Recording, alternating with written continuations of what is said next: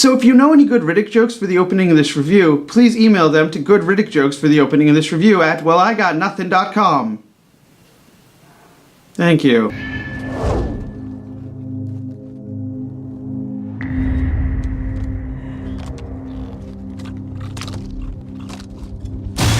Well, it's time for David, Twohy, and Vin Diesel to try this one again. What happens? No matter what they tell you, when the chains come off,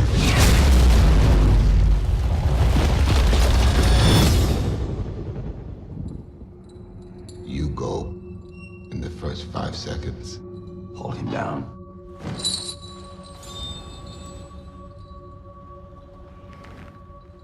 Final de partida, amigo.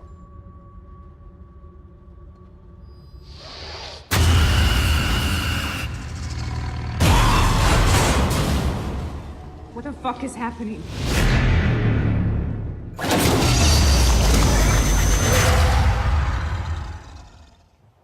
Time's up. After saying fuck off to whatever the hell the outcome was at the end of the Chronicles of Riddick, the titular character finds himself on a barren wasteland planet where he befriends a dog and kills a bunch of monsters for fun.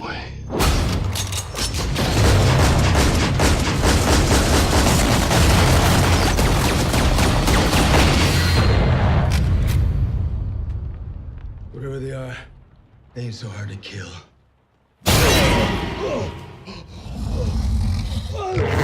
After about 30 minutes, a couple teams of mercenaries show up. Riddick kills a few people, but quickly realizes he'll need their help if he ever hopes to escape this hellish landscape and harsh, unforgiving wildlife. So it's kinda like a Werner Herzog movie. Yeah. Let's cut him loose. Pitch Black, for me, I've always thought is a really great film. It's kind of a special film in how simple and direct it is. It very much reminds me of a John Carpenter movie in how it's just this plot about this ship that crashes on a desert planet and the survivors have to get to the other side, but they're picked off one by these cool looking monsters. It is a really good movie and I would highly recommend it, but I never thought it would be the launching pad for this weird Sword and Planet franchise. The Chronicles of Riddick isn't a bad film, it's mostly okay. It's just taking this very weird, antiquated style from like the 1920s and creating a film out of that with this lead character who I don't really think is a lead character, nor should he be a lead character. I don't have anything against the character of Riddick. It's just that he's essentially the Han Solo of this franchise. He's only really interesting when you put him in a group when he's working off different ideologies and different opinions, and he can be kind of a bit of a smartass. So it's always been kind of odd to me that Riddick became the central character of this series. But with that said, the Escape from Butcher's Bay video game is really great. I highly recommend you play that game. It might be the best thing that has come out of this franchise as a whole. Hey, don't fucking move. Today, Johns, you get fucked. You don't move until I say so. And now that we're dropping Chronicle and saving that for what is actually a pretty good movie, let's talk about Riddick. The thing about Riddick is it feels like a reaction to the size and the scope of the Chronicles of Riddick. This is much more pared down. This is much more simple and direct, like Pitch Black. And essentially this film is more or less a action-oriented version of Pitch Black that focuses pretty much solely on Riddick as a character. And like I said with Pitch Black, how that feels very much like a John Carpenter film, this film feels very much like an 80s action film, kind of like Predator, something like that. It has a lot of, cheesiness, it has a lot of bad one-liners, it has a lot of those kind of stereotypical characters that fill whatever role is needed at the time, but that works for the charm of the film. Just because something is cheesy, just because something is corny or stupid, doesn't necessarily mean that it's automatically bad and that it's working against the film. All of this works together to create a very enjoyable, pretty cheesy, but mostly fun action film. The story, like Pitch Black, and as I've said, it's very pared down, it's very simple. The first 30 minutes is just Riddick on this planet surviving and getting to know the terrain and the wildlife, and he befriends this kind of monster dog thing, and it's really good. It's really interesting. There's very little dialogue in the first 30 minutes of the film. There is a quick scene that catches you up between what happens at the end of Chronicles of Riddick and now, but it's wholly unnecessary. To the point where I kind of wish they didn't have it. I kind of wish if this movie just started and Riddick was just on this planet and you got really no explanation as to why. You can just kind of assume that Riddick, just kind of his personality and the way he is, he in some way fucked up being the leader of the Necromongers, or maybe he killed all the necromongers or whatever. You don't need the flashback, but it was good to see Karl Urban again. Karl Urban should be in every movie ever.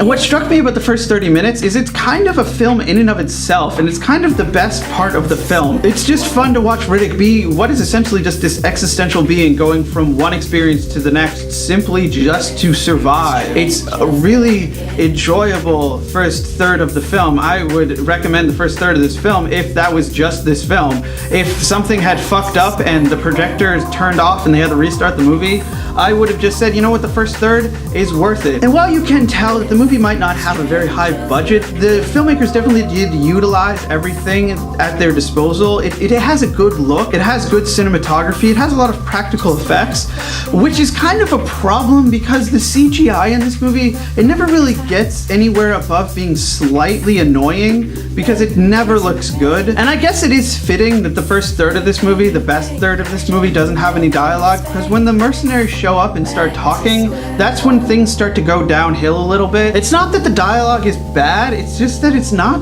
good. It's very not good. And it's almost enervating considering the first third had none of it.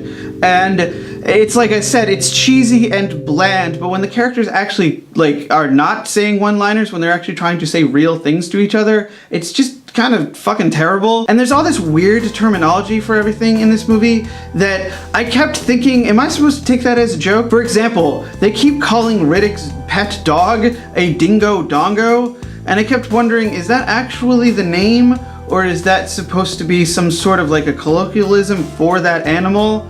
Or is that, what is that? And while a good handful of the characters die very quickly in this film, most of them kind of blend together. You don't really get any sort of like a definitive personality from most of the characters. They all just kind of feel like tan mercenaries with muscles. And among the characters, especially the more rough and tumble group of mercenaries, there's a lot of weird motivations going on.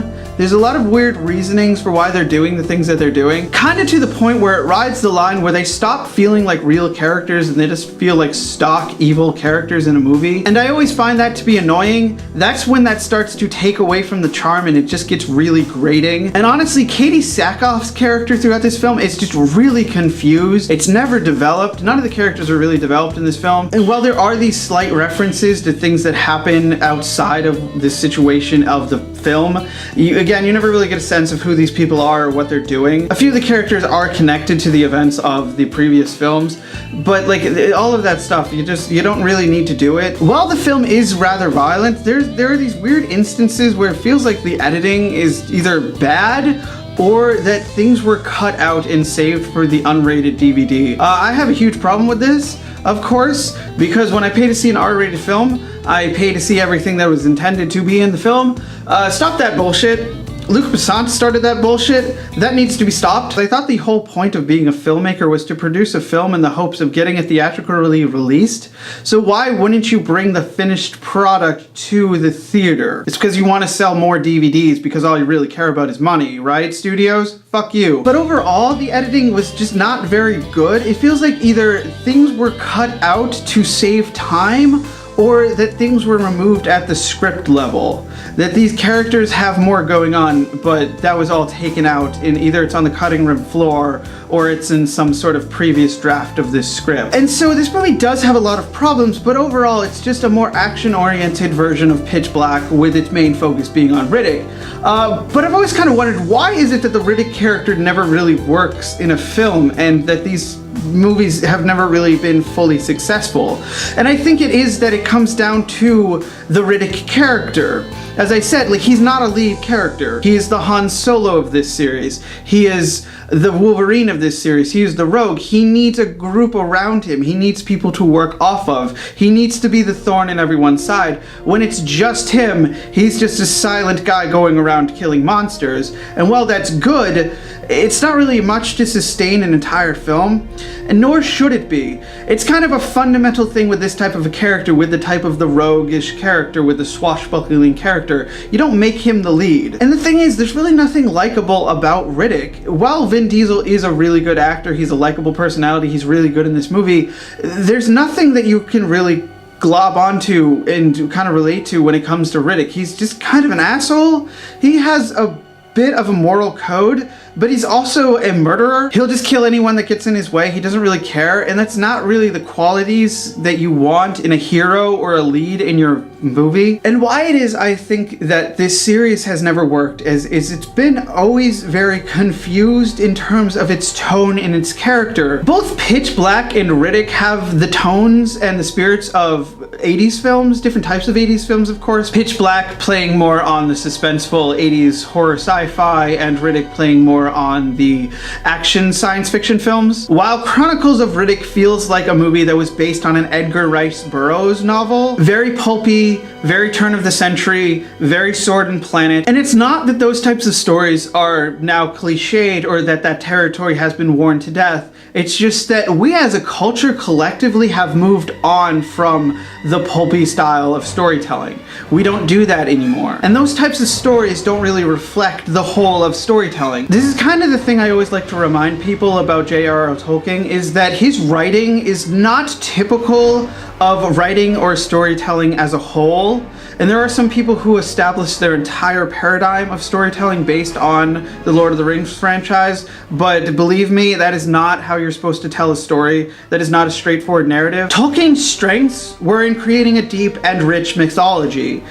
He's not untalented, it's just that his writing ability was not his most talented ability. And this can also kind of account for a lot of the reasons why John Carter was a complete flop. And for those who think John Carter is a good film, you are entirely wrong. That review is coming. My name is John Carter.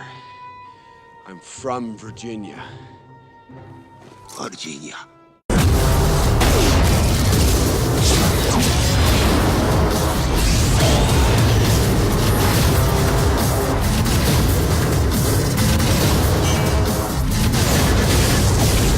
But with that said, this movie and this franchise and this character, they're really not things that are worth complaining about for very long, or really at all. It's just David Twohy and Vin Diesel having fun making their trilogy of Sword and Planet movies. And for the most part, they're pretty good. But I will say that it is really unfortunate that Vin Diesel, who is actually quite a good actor, is stuck doing these Riddick and Fast and the Furious movies.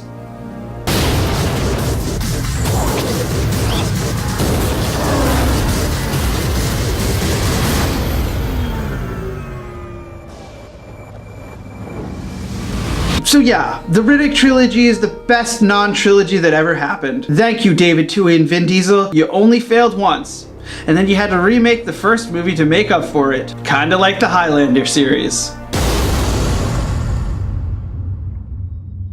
You're not afraid of the dark, are you? At least you fucking tried.